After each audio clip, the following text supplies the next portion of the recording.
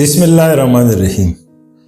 اب جب کہ بشرا بی بی نے اپنے شوہر عمران خان کی گرفتاری کے بعد پاکستان تحریک انصاف کی قیادت عملاً سنبھال لی ہے تو مجھے وہ وقت یاد آیا جب میاں نواز شریف کی حکومت اس وقت کے military dictator general Pervez Musharraf نے ختم کی تھی، اور اس کے بعد پارٹی معاملات نواز شریف کی اہلیہ کلثوم نواز نے سنبھال لیے تھے۔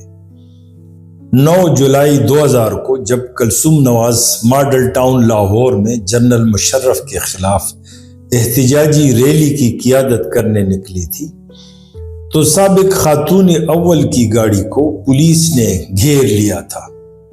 وہ گاڑی سے کسی بھی صورت نکلنے پر راضی نہ ہوئی۔ پولیس نے کرین منگوائی اور گاڑی کو اٹھا کر قریبی پولیس اسٹیشن لے جایا گیا۔ یہ مسئلہ تقریباً 10 گھنٹے مسلسل جاری رہا۔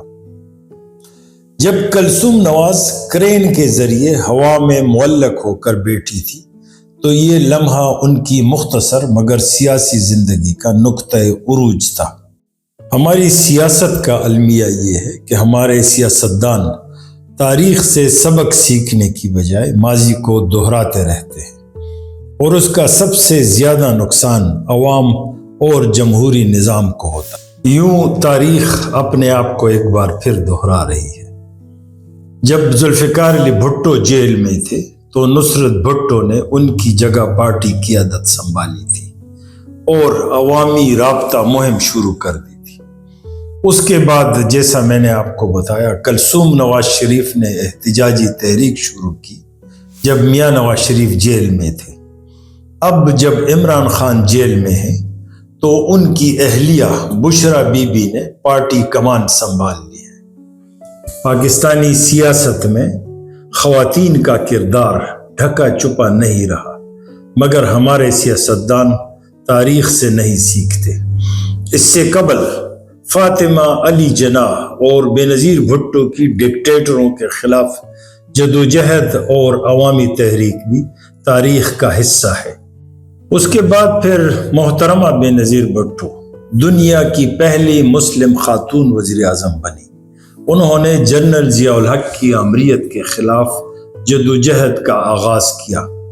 اپنے والد ذوالفقار علی بھٹو کی پھانسی کے بعد وہ متحرک ہوئی۔ اپنی والدہ نصرت بھٹو کے ساتھ مل کر انہوں نے پارٹی کو متحد کیے رکھا اور عوامی رابطہ کے ذریعے آمریت کو چیلنج کیا۔ ضیاء الحق کے دور میں انہیں قید کی صعوبتیں برداشت کرنی پڑی، مگر انہوں نے اپنی جدوجہد جاری رکھی۔ اس کے بعد پھر بینظیر بھٹو نے جنرل پرویز مشرف کی آمریت کے دوران بھی سیاسی میدان میں مزاحمت کی۔ جلاوطنی کے بعد وہ پاکستان واپس آئیں، عوامی طاقت کا مظاہرہ کیا، یہاں تک کہ 2007 میں انہیں شہید کر دیا گیا۔ اور یہی وہ نقطہ تھا جس نے خواتین کے سیاسی کردار کو ایک بلند مقام پر پہنچا دیا۔ محترمہ فاطمہ جناح قائد-اعظم کی بہن تھی۔ ان کا سیاسی سفر پاکستان کی آزادی کی جدوجہد سے شروع ہوا، مگر اپنی زندگی کا بیشتر حصہ جمہوریت اور آزادی کی جدوجہد میں گزارا۔ نصرت بھٹو ایرانی نژاد تھی، مگر ذوالفقار علی بھٹو کی اہلیہ کے ناطے انہوں نے پاکستان کے سیاسی میدان میں مجبوراً قدم رکھا۔ کلثوم نواز ایک گھریلو خاتون تھی اور ان کا سیاست میں آنا غالباً اپنے شوہر نواز شریف کے سیاسی بحران کے بعد ہوا۔ کلثوم نواز نے سیاسی میدان میں اس وقت قدم رکھا جب ان کے شوہر نواز شریف کو جنرل پرویز مشرف نے اقتدار سے ہٹا دیا تھا، اور اب بشرا بی بی عمران خان کی تیسری بیوی ہے اور ان کے سیاست میں براہ راست شمولیت عمران خان کو جیل ہونے کے بعد شروع ہوئی۔ بشرا بی بی بھی گھریلو خاتون ہیں۔ سیاست میں ان کا نام پہلے سننے میں نہیں آیا، مگر ان کو بھی پاکستانی سیاست کے اکھاڑے میں مجبوراً اترنا پڑا۔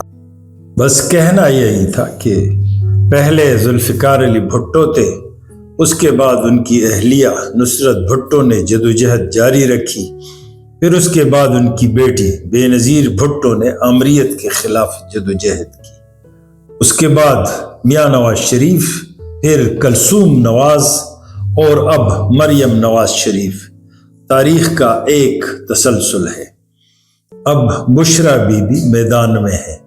وہ اپنے شوہر عمران خان کی آزادی کے لیے ملٹری اسٹیبلشمنٹ کے خلاف جدوجہد کر رہی ہے۔